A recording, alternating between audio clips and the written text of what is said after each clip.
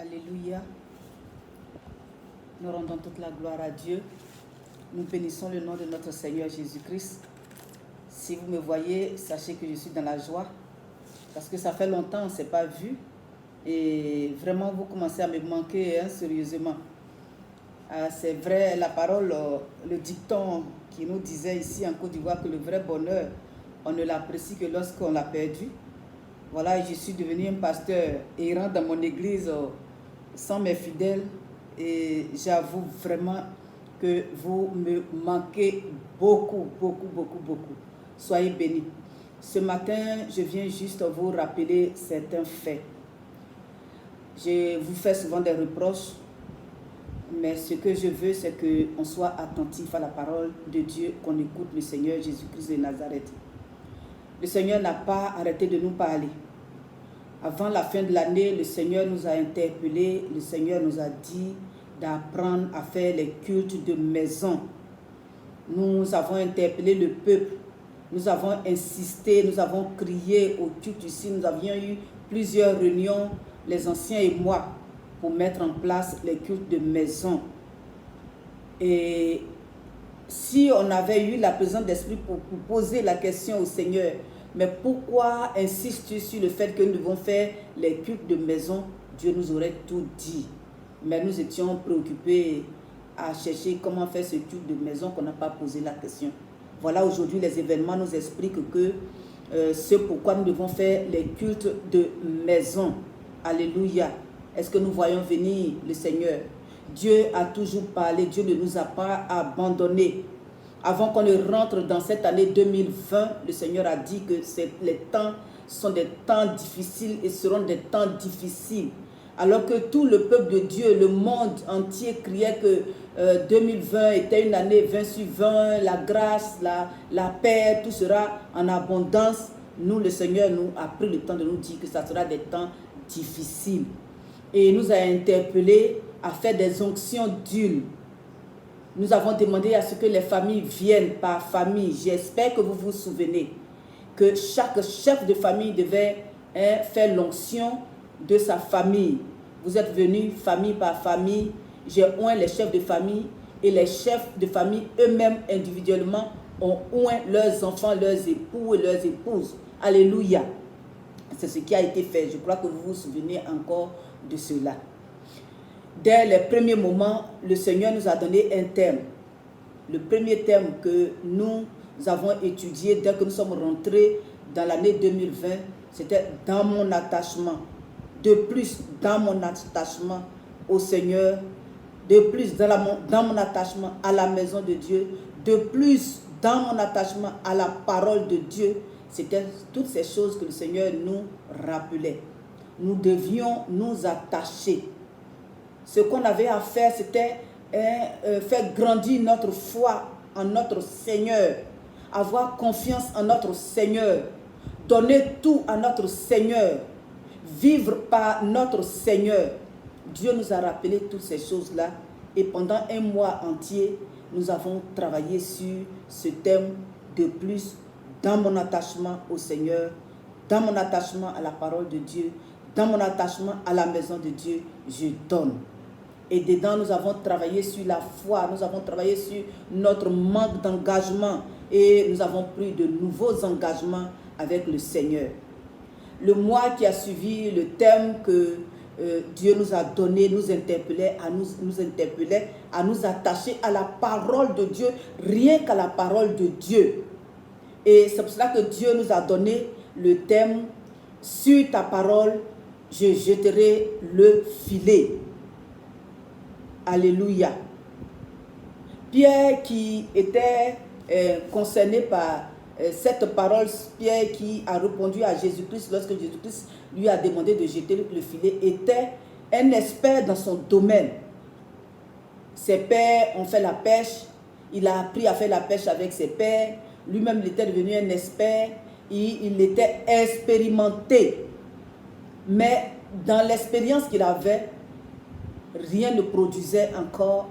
Sa connaissance qu'il avait de la pêche ne lui donnait plus rien du tout. Et il s'est rendu compte que c'est seulement avec la parole de Dieu que lui, il peut encore continuer son travail. Il a vu, lorsqu'il a écouté le Seigneur Jésus, quand le Seigneur Jésus-Christ lui a dit, jette le filet. Il a dit, sur ta parole, je jetterai le filet. Et il a vu qu'il a eu tellement de poissons qu'il a eu recours, il a été source de bénédiction aux autres. Alléluia. Et donc, en cela, nous avons déduit que sans la parole de Dieu, nous ne serons jamais rien, nous ne ferons jamais rien de bon. Gloire à Jésus-Christ de Nazareth. Alléluia. La parole de Dieu nous interpelle ici. Dans Ésaïe 30, verset 1, Dieu dit, malheur, dit l'Éternel aux enfants rebelles, qui prennent des résolutions sans moi et qui font des alliances sans ma volonté pour accumuler péché sur péché. Et c'était pour cette raison que le Seigneur voulait que nous fassions toutes choses avec sa parole. Sans le Seigneur, nous ne pouvons rien faire. C'est avec le Seigneur que nous pouvons toujours faire les choses que nous faisons. Dans Jean 15, verset 5, Dieu a dit, « Je suis le cep, vous êtes les sarments. Celui qui demeure en moi et en qui je demeure porte beaucoup de fruits, car sans moi, vous ne pouvez rien faire. » Sans le Seigneur, nous ne pouvons rien faire. Et sans la parole du Seigneur, nous ne serons point orientés. Et c'est pour cela que le deuxième mois de l'année, nous sommes accordés, attachés à étudier la parole de Dieu, à mettre la parole de Dieu dans tout ce que nous faisons. Alléluia. Et le troisième thème que le Seigneur nous a donné parle encore plus. Le troisième thème, nous n'avons pas eu le temps de rentrer dans ce troisième thème que tous ces événements nous sont venus. Alléluia. Gloire à Jésus-Christ de Nazareth. Le culte de maison était quoi? Le culte de maison, si tu as déjà fait un culte dans une église, tu peux faire un culte de maison. Vous qui ne venez pas au début du culte, vous attendez que le message commence, évidemment. Si vous venez seulement au temps du message, vous ne saurez comment faire un culte de maison. Le culte de maison, on commence à louer son Dieu, à dire merci à Dieu pour tout ce qu'il a déjà fait. Parce que chaque jour, Dieu fait de grandes choses dans nos vies. Dieu fait des choses puissantes dans nos vies. Il faut que nous puissions reconnaître les bienfaits de notre Dieu. Et nous puissions lui dire, mon Dieu, voilà ce que tu as fait pour moi, je te dis merci. Et donc, tous nos cultes commencent à dire merci au Seigneur Jésus-Christ de Nazareth. Et comme nous-mêmes nous savons comment nous marchons, aucun homme n'est juste, aucun homme n'est bon. Dieu a dit, tous ont péché et sont privés de la gloire de Dieu. Nous marchons toujours dans le péché. N'eût été la miséricorde de notre Dieu, nous serions perdus. Et donc, il faut qu'on s'arrête un instant pour dire à notre papa, voilà, on sait qu'il sait tout. Il voit tout. Avant même que la parole n'arrive sur nos lèvres, que déjà, il le sait. Nos comportements, il sait, il prévoit d'avance ce que nous allons avoir comme réaction devant chaque situation. Il le sait. Mais nous devons prendre le temps de nous arrêter pour dire, Seigneur, voici ce que j'ai fait dans ma vie. Ce que j'ai fait, les actions que j'ai posées, les paroles que j'ai eues vis-à-vis de mon prochain. Je n'ai pas été comme tu veux selon ta parole. Je te demande pardon. Et c'est ce que nous appelons tous la repentance.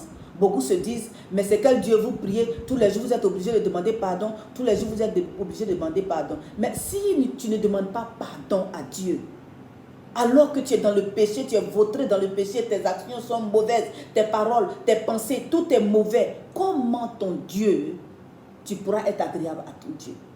Et donc, on prend le temps de dire, Père, on sait que tu es miséricordieux. Tu es lent à la colère, riche en bonté. C'est pour cette raison que je vis. Parce que moi-même, je suis mauvais. Ce que je fais, voilà. Et on égrène, on dit à notre Dieu tous nos méfaits. On prend le temps de lui dire, Seigneur, voici ce que nous avons fait, dont nous nous souvenons. Ce dont nous ne nous souvenons pas, tout ça, nous te confions toutes choses. Pardonne-nous. Et quand on a pris le temps de pardonner, de demander pardon à notre Dieu, nous devons aussi, nous-mêmes aussi, pardonner à tous ceux qui nous offensent. On sort de nos cœurs toutes les personnes qu'on tient en prison parce qu'ils ont dit une parole déplacée qui ne nous plaît pas, ils ont eu un comportement qui n'est pas comme ce que nous voulons. Il faut que nous prenions le temps de dire, je pardonne à mon frère, je pardonne à ma soeur. D'autant plus que les commandements que le Seigneur nous a donnés, il n'a pas donné 1000 commandements. Tout ce qu'il a donné comme commandement, il a résumé cela à l'amour. nous devons aimer notre prochain, apprendre à aimer, apprendre à accepter, apprendre à pardonner, apprendre à vivre ensemble. Dieu a dit ce que nous devons à notre prochain, ce n'est rien d'autre, ce n'est pas de l'argent, ce n'est pas autre chose que la paix. Apprendre à donner la paix à notre prochain. Ça, au début de nos cultes aussi, nous disons toutes ces choses au Seigneur. Et quand tu as fini de dire toutes ces choses au Seigneur, devant toi tu vois ce grand Dieu, ce puissant Dieu, ce Dieu qui te donne tout, qui pourvoit à tout. Prends le temps de lui dire, Seigneur, tu es Dieu. Tu es Dieu. Il y a plusieurs dieux. Il y a plusieurs dieux, mais lui, il est unique. Il est le seul vrai Dieu, c'est lui. Il faut que tu t'arrêtes et que tu lui dises, Seigneur, je t'aime, parce que tu es le vrai Dieu, le seul vrai Dieu.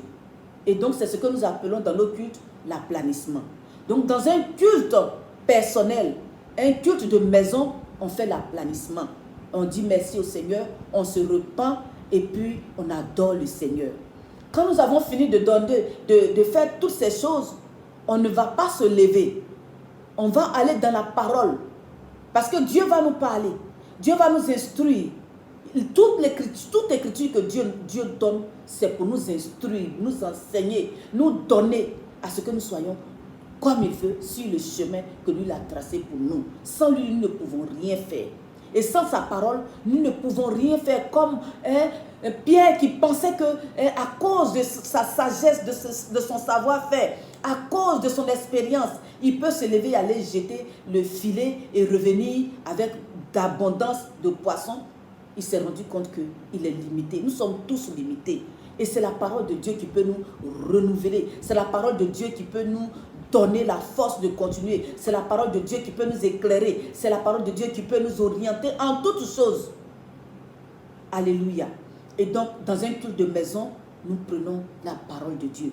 Nous lisons une portion de l'écriture. Nous réfléchissons, nous méditons sur ce que Dieu nous donne. Si vous êtes deux, vous partagez l'idée principale, ce que nous appelons la portée spirituelle. Vous partagez et vous regardez au miroir de cette parole, quelle est votre vie? Qu'est-ce que vous faites? Est-ce que ce que Dieu dit dans la parole vous interpelle? On doit tout cela ramener tout à nous. On ne ramène pas cela à sa voisine. Ah, ma voisine, ah, la parole là, c'est pour ma voisine. C'est pour toi-même, toi qui es en train de lire là. C'est pour toi. C'est pas pour ton pasteur. C'est pas pour celui qui est méchant. C'est pas pour celui qui est autour de toi, qui ne t'aime pas ou qui t'aime. Non, c'est pour toi-même, toi qui as lu là. Tes oreilles ont entendu, cette parole s'adresse à toi. Et donc, dans un premier temps, tu prends le temps de voir qu'est-ce que la parole me dit et qu'est-ce que je peux corriger dans ma vie. Qu'est-ce que je peux continuer de faire selon la parole. Alléluia. Et donc, après la parole, puisque vous avez sorti la parole, vous avez médité, vous avez sorti la portée spirituelle, on prend l'engagement de se détourner de ses péchés et de vivre selon ce que la parole dit. Et cette parole-là, on doit appeler cette parole à l'existence dans nos vies. Parce que c'est par la parole que nous pouvons tout créer. Retournons en Genèse et voyons, c'est par la parole que Dieu a tout créé. Et Dieu nous a fait à son image. Et Dieu nous a donné cette parole. Nous avons cette parole qui est dans la Bible. Alléluia. Dieu a 1000 promesses dans la Bible pour nous. Et chaque promesse est vérité. Dieu ne ment jamais. Dieu ne ment jamais. Dieu dit, il n'est pas un homme pour mentir. Il n'est pas un homme pour se repentir. Ce qu'il dit, c'est la vérité. Notre Dieu est fidèle. Notre Dieu est juste. Notre Dieu est amour. Et ce qu'il a dit dans sa parole, il appelle cela à l'existence dans nos vies. Et donc nous devons appeler la parole que nous avons lue à l'existence. Quand c'est bon pour nous, quand c'est ce qui nous convient de faire, quand c'est mauvais, nous rejetons. Alléluia. Dieu nous a donné toute force. Comment lutter? Dieu nous a toujours donné comment lutter. Alléluia. Nous chassons le diable de nos vies. Nous lions les démons. Et quand il faut lier, prier, faire des prières de combat, selon ce que tu as lu, selon ce qui t'interpelle, tu pries. Dieu nous a donné le pouvoir de lier les démons qui nous persécutent, les démons qui nous détruisent. Et le diable aussi, qui est à la base de toutes ces choses, parce que lui, il rôde. Mes frères, mes soeurs, le diable rôde, rugissant, cherchant qui dévorer. En tout cas, si tu as la parole dans ta vie, le diable, il va rôder, il va border. Il ne pourra jamais te toucher. Si tu n'as pas la parole, il va te manger comme cacahuète, il va te manger comme arachide. Il va mettre dans sa bouche et te broyer. Et tu vas souffrir. C'est pour cela que nous avons notre Seigneur Jésus-Christ pour toutes choses. Il nous a interpellés pour les cultes de maison. Alléluia. Le troisième thème que nous devons traiter, et ces temps sont arrivés, dit « Tout pouvoir m'a été donné sur la terre et dans le ciel. » Tout pouvoir m'a été donné. C'est Jésus qui te dit « Tout pouvoir lui a été donné. » Et ce thème devait aujourd'hui nous rassurer devant tout ce que nous voyons, les pandémies, les morts subites, les morts en milliers. Jésus voulait nous interpeller pour nous dire, s'il est dans notre barque, rien ne pourra nous arriver. Tout pouvoir lui a été donné. Sur cette terre que nous vivons, tout pouvoir a été donné à notre Seigneur Jésus-Christ. Dans le ciel, tout pouvoir lui a été donné. Sur les mers, sur les océans, sur toute la création, toute la créature, tout pouvoir lui a été donné. Alléluia. Est-ce qu'il y a plus heureux que nous, enfants de Dieu? Il n'y a pas. Aujourd'hui, regarde comment les hommes sont dans la peur, dans l'angoisse. Est-ce que c'est une histoire de pouvoir? Regarde les puissances de ce monde. Comment ils sont désemparés. Ils ont compté sur leur sagesse, ils ont compté sur leur science, ils ont compté sur leur argent, ils ont compté sur tout ce qu'ils ont comme abondance. Où ils sont, où ils en sont avec toutes ces choses. Mais nous, enfants de Dieu, nous sommes sereins parce que nous savons que notre Dieu a prévu toutes choses pour nous, que ce soit les épidémies. Il a dit 1000 à notre gauche, 10 000 ne seront point atteints. On n'est pas concerné par cette maladie que je ne peux nommer. Parce que toutes les maladies se valent. Aujourd'hui, nous sommes tous centrés sur ce virus qui est en train de tuer des milliers de personnes. Mais il y a d'autres maladies qui nous tuent ici. Nous, on était ici avec nos palus. Pour 1000 francs, pour 500 francs, pour même 200 francs, des gens meurent du palu. Et personne ne s'inquiète. Notre Dieu nous protège. Notre Dieu nous garde. Qu'ils envoient leur pandémie. Si c'est pas, c'est eux qui ont créé. Si c'est parce que Dieu aussi s'est levé aussi pour les confondre dans leur sagesse, dans leur raisonnement, dans leur intelligence. Qu'il est en train de faire toutes ces choses. Nous, ce que nous savons, nous n'avons pas à juger qui que ce soit, à juger quoi que ce soit. Ce que nous savons, c'est que notre Dieu nous garde et notre Dieu nous sauve. Notre Dieu nous sauve. Il ne nous abandonnera jamais. Peuple de Dieu. Peuple de Dieu, je t'interpelle. Il faut d'abord écouter les nouvelles de ta maison, c'est ce qui te concerne. C'est bon, nous sommes tous sur Internet, nous sommes sur les réseaux sociaux, mais qu'est-ce qu'on dit dans ma maison? C'est ce qui te concerne. Ce qu'on dit dans les autres maisons, ça ne te concerne pas. Donc, revenons les matins, cherchons à savoir qu'est-ce que notre pasteur dit, qu'est-ce que nos frères ou les anciens disent, qu'est-ce qu'on peut échanger, si nous sommes angoissés, à qui nous pouvons poser des questions, posez-nous des questions.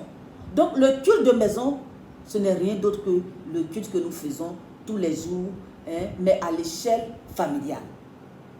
Alléluia. Si tu es seul, toi seul tu peux remercier le Seigneur, toi seul tu peux faire la repentance, toi seul tu peux adorer Dieu, toi seul tu peux lire la parole de Dieu, toi seul tu peux tirer la portée spirituelle de la parole de ce que tu as lu. Si tu ne comprends pas, appelle ton pasteur. Je suis là. Mon numéro c'est 08 99 35 43. Beaucoup connaissent mon numéro. Et puis nous avons un endroit où nous échangeons. Envoie, pose la question. On t'aidera. Si tu es angoissé, appelle-nous. Mon téléphone est ouvert. Je ne ferme pas mon téléphone. Les anciens ne ferment pas leur téléphone. Nous voulons être ensemble. Alléluia, alléluia, alléluia.